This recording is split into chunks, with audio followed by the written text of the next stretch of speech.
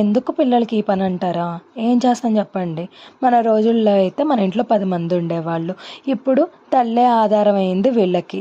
ఇంకా మనమైనా ఎంతకని ఆడిస్తాం చెప్పండి.